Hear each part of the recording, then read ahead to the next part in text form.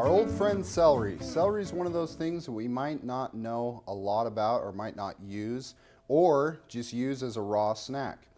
With celery, celery is actually one of what the French call mirepoix. Mirepoix is made up of 50% onion, 25% carrot, and 25% celery. They put that in most any dish that they cook because it adds a lot of aromatic qualities or a lot of smell. Smell is usually about 80% of our taste. So it's important to get to know what celery is all about because all of our cooking nowadays is based on classical French cooking. So with our celery, what we're going to do is we're going to want to make sure we wash it. Obviously, we do that with all of our fresh produce. The easiest way that I've found though is that most people don't like this last little part here. So we'll just go ahead and cut that straight off. Once that's cut off, move that to the side there, and then it's very easy to see which ones you want to use and which ones you don't. Now obviously the ones in the center don't look quite as good as the ones on the outside. These little yellow parts are generally very bitter, the leaves especially. So a lot of people try to stay away from those. So we'll move those to the side here. Now with our stalks, you'll notice they've got the little leaves on them. What I like to do is just kind of tear those off. It makes it a lot easier. Or what you can do is instead of tearing it off, you can line them up just as we did with our asparagus and things like that, and you can cut it off. But you notice if I was to cut that off, I would be losing a lot of celery. We don't want to waste food, so it's better just to take the time and kind of pull those leaves off.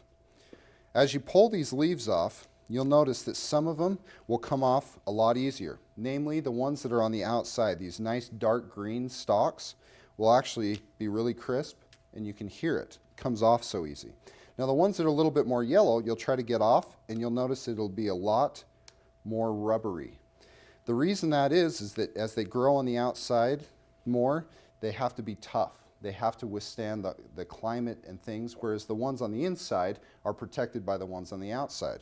That's with most any vegetable. You'll notice that the interior is usually softer and less hardy than the outside. So we'll keep taking these off here. Once we get down to our last little bits, the easiest way to cut celery is depending on what you're using it for. So if I was to use this for a stir fry or something along those lines, I want to create more surface area on the pan. So I want to cut a longer vegetable, maybe a little bit thinner.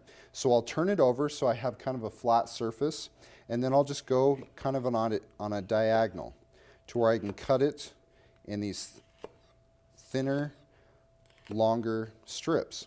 Now you can go really long if you want to. It's all up to you and what you want to use these for. So for a stir fry, you'd probably use it something like that.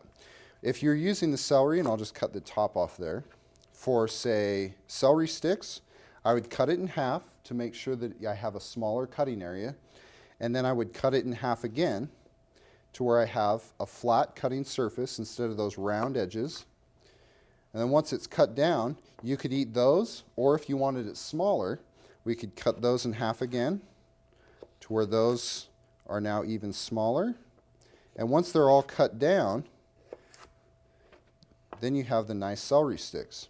Now with these, you want to make sure that you either serve them immediately or that you put them in some cold water. The thing about putting them in cold water though is that they will curl a little bit. So the longer they're in there, the more they'll curl. But the reason that you put them in that cold water is to keep them nice and crisp. Very moist, very crisp, nice crunch. Because nobody wants to eat limp celery. Now, when you're cutting them into sticks, say you wanted to add them into a rice dish or you wanted to do something along those lines, then we could just turn them to the side and cut them down from here into whatever size we wanted. So these would be kind of like a soup or a rice, something along those lines. Maybe I wanted to use them in a really fine soup where everything was cut a lot smaller. All I would do is just cut them a lot smaller. It's all up to you how you want to do that. So once again, it comes down to what are you using it for? What kind of dish? What do you want the end result to be? Starting with the end in mind will always ensure that you have a nice quality product right from the get-go.